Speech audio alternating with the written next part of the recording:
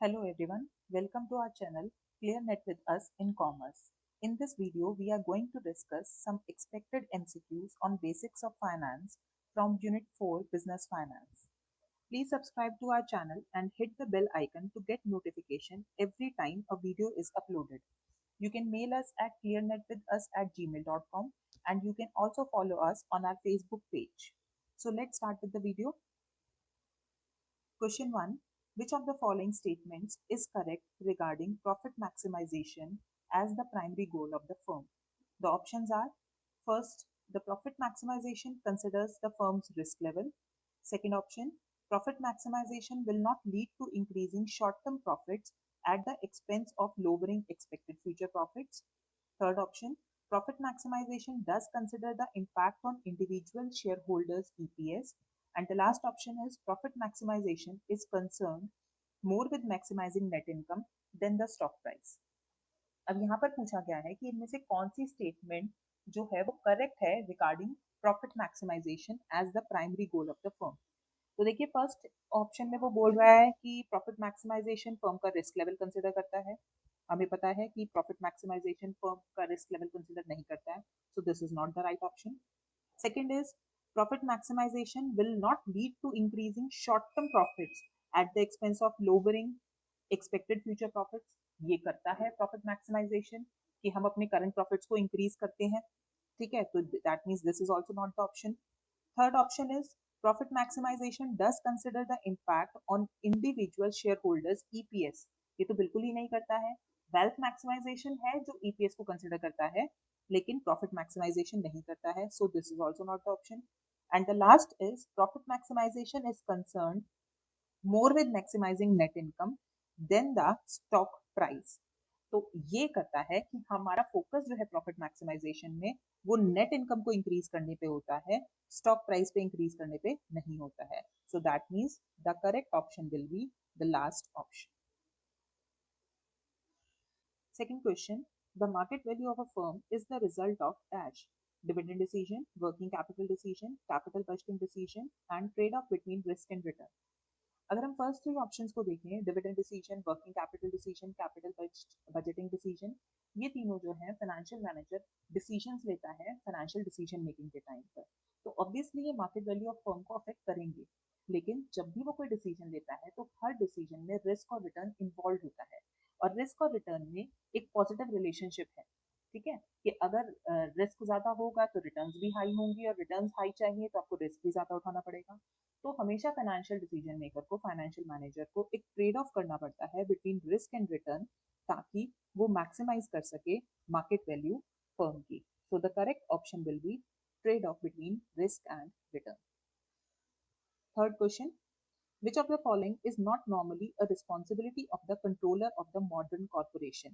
इसमें से कौन सी रिस्पॉन्सिबिलिटी नहीं है कंट्रोलर की?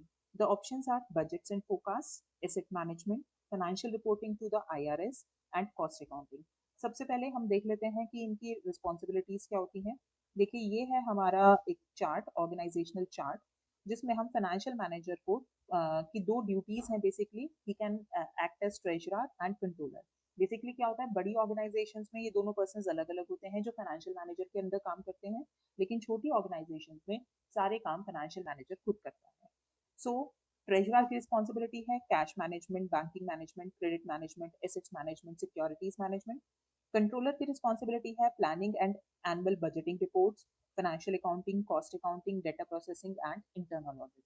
अगर अब हम इन सारी ड्यूटीज को देखते हैं कंट्रोलर की और ऑप्शंस देखते हैं, तो इसमें से कौन सी ऑप्शन नहीं है हमारी? इसमें से एसेट मैनेजमेंट जो है वो ट्रेजरर का काम है, कंट्रोलर का नहीं है।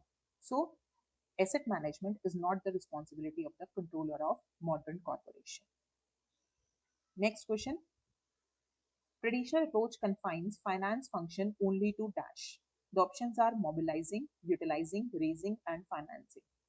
ट्रेडिशनल अप्रोच को अगर देखा जाए तो ट्रेडिशनल अप्रोच सिर्फ और सिर्फ फंड्स को रेज कहाँ से करना है उस तक लिमिटेड है, और जो मॉडर्न अप्रोच है उसमें हम फंड्स को रेज कैसे करना है और उनको यूटिलाइज कैसे करना है, इन दोनों को देखते हैं। So considering the options, the correct answer to this question will be rays. The next question is, The available capital funds are to be carefully allocated among competing projects by careful prioritization. This is called dash. The options are capital position, capital structuring, capital budgeting and none of the above. अब यहाँ पर पूछा गया है कि जो firm के पास capital funds होते हैं हम उनको किस तरह से एलोकेट करते हैं, इस चीज को हम क्या कहते हैं। तो कैपिटल पोजीशन इज कि फर्म में कैपिटल की क्या पोजीशन है। Capital structuring is the ratio between debt and equity. Capital budgeting is when we decide how to allocate the long term funds. तो यहाँ पर हम उन्हीं की बात कर रहे हैं, तो इसके अकॉर्डिंग ऑप्शन करेक्ट ऑप्शन होगा capital budgeting. Next question, question number 6, which of the following is not a way to deal with agency issues? इसमें से कौन सा तरीका नहीं है एजेंसी इश्यूज से डील करने का। The options are incentive plans, hostile takeovers, stock options and none of the above. सबसे पहले एजेंसी इश्यूज तब अराइज होते हैं जब सेपरेशन होता है ओनरशिप और मैनेजमेंट के बीच में, ठीक है। तो अब owners that is share holders कौन सा तरीका यूज करते हैं इन इश्यूज से डील करने का। ऑप्शंस है इंसेंटिव प्लान्स, हाँ जी वो यूज करते हैं, वो मैनेजमेंट को इंसेंटिव प्लान्स ऑफर करते हैं ताकि वो अपना बेस्ट दे सकें। हॉस्टाइल टेकओवर्स, जब दूसरी कंपनीज देखती हैं कि वो कंपनी अच्छा रन नहीं कर रही है तो वो टारगेट फर्म की मर्जी के खिलाफ उनको टेक ओवर कर लेती है, तो ये भी एक ऑप्शन है।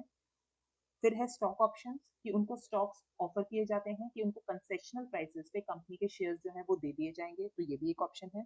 तो ये तीनों ही हमारी ऑप्शंस हैं एजेंसी प्रॉब्लम से डील करने के लिए। So the answer to this question will be none of the above. Question number 7, which of the following statement is true? The first is financial management deals with two major decisions, that is investment and dividend decisions. अब financial management जो है वो सिर्फ दो decision से नहीं तीन decision से डील करता है, फाइनेंसिंग डिसीजन और आएगा, so that means this option is not correct. Second है traditional approach of financial management is insider looking approach, opposite होता है, ट्रेडिशनल अप्रोच जो है वो आउटसाइडर लुकिंग इन अप्रोच है, तो इसका मतलब ये ऑप्शन भी करेक्ट नहीं है। फिर है financial accounting is an input for financial management, it is true कि फाइनेंशियल अकाउंटिंग जो है वो एक इनपुट की तरह काम करता है फाइनेंशियल मैनेजमेंट के डिसीजंस लेने के लिए, तो ये करेक्ट है। And the last is financial management is not related to other functions, financial management is related to every other function in the organization, whether it be production, whether it be HR, marketing, anything. So this option is also not correct. So the correct answer is financial accounting is an input for financial management. Next question, question number 8. Which of the following depicts dividend decision? The options are declaring dividend, right issue of shares, reinvestment, paying interest on loans. अब इन options को देखें तो देखिए paying interest on loans का dividend से कोई देना देना नहीं है यहाँ पर। री इन्वेस्टमेंट, हाँ हम री इन्वेस्ट करते हैं अगर हमारे पास फंड्स होते हैं तो, लेकिन डायरेक्टली वो डिविडेंड डिसीजन से रिलेटेड नहीं है। राइट इशू ऑफ शेयर्स भी नहीं है, सो the correct option will be declaring dividend. जब फर्म डिविडेंड डिक्लेयर करती है वो डायरेक्टली रिलेटेड है डिविडेंड डिसीजन से। Question number 9, NPV means, the options are present value of future cash inflows minus present value of future cash outflows. Second, present value of future cash outflows minus present value of future cash inflows. Third option, total present value of cash inflows. And the last option is total present value of cash outflows. तो सबसे पहले तो NPV में हम सिर्फ cash inflows और outflows को नहीं देखते हैं, तो ये दोनों ऑप्शंस तो खत्म हो गई। NPV that is net present value में हम इनफ्लोज को माइनस करते हैं आउटफ्लोज में से, so the correct option will be the first option, present value of future cash inflows minus present value of future cash outflows. Question number 10, which of the following is not a reason why profit maximization fails? अब यहाँ पर पूछा गया है इनमें से कौन सा रीजन नहीं है जिसकी वजह से profit maximization as an objective fail होता है।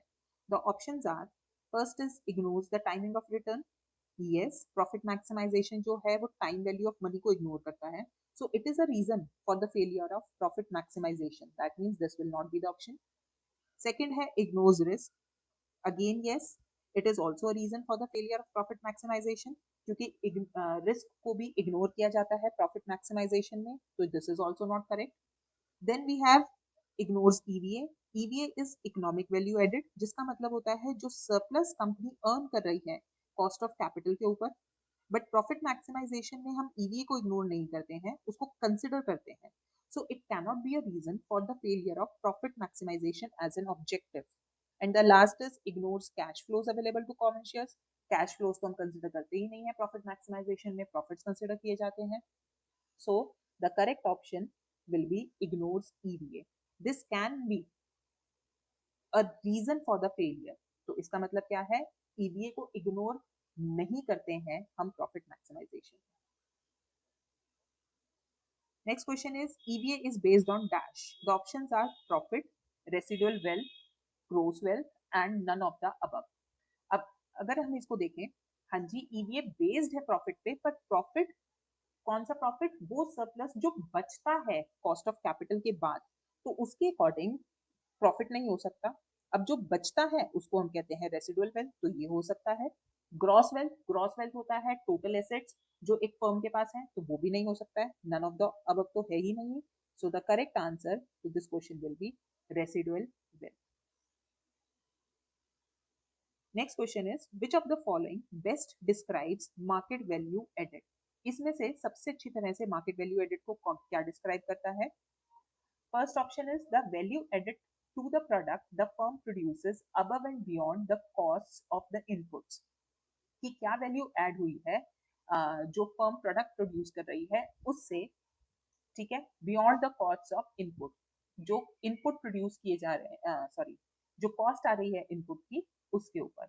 Second is the difference between the book value of equity and debt versus the market value of the firm. अब अगेन यहाँ पर कहा गया है बुक वैल्यू में से मार्केट वैल्यू ऐड करते हैं, so this is also not the correct option. Then we have the difference between the market value of the firm and the amount of contributed capital. कि market value क्या है firm की और amount कितना contribute कर रहे हैं, मतलब एक तरह से बुक वैल्यू क्या है, ये करेक्ट ऑप्शन है. एंड लास्ट है none of the above correctly defines market value added. तो इसमें से जो करेक्ट ऑप्शन है वो है the difference between the market value of the firm and the amount of contributed capital. This is the correct option. Last question is economic value added provides a measure of dash. First option, how much value is added by the economy. Second, how much value is added by the operations. Third, how much a business affects the economy. And last is how much wealth a company is creating compared to its cost of capital. तो economic value added अभी मैंने आपको बताया होता है जो surplus हम earn कर रहे हैं over the cost of capital. तो इसका इकोनॉमी से कोई लेना देना नहीं है, ठीक है. ऑपरेशन से कितनी वैल्यू ऐड हो रही है, ठीक है, हम ये देखते हैं, लेकिन उसमें से हम माइनस भी करते हैं जो कॉस्ट ऑफ कैपिटल आ रही है आपकी, तो ये भी कंप्लीट आंसर नहीं है. How much a business affects the economy, this is also not correct. So the correct option is कि कंपनी कितनी वेल्थ क्रिएट कर रही है compare to the cost of capital. So this is will be the correct answer to the question. Economic value added जो है वो हमें एक मेजर प्रोवाइड करती है कि कंपनी कितनी वेल्थ क्रिएट कर रही है as compared to the cost of capital. That's all for today. Hope all questions were clear to you. In case of any query, please comment down below. And if you haven't subscribed to our channel yet, please subscribe too. Happy learning.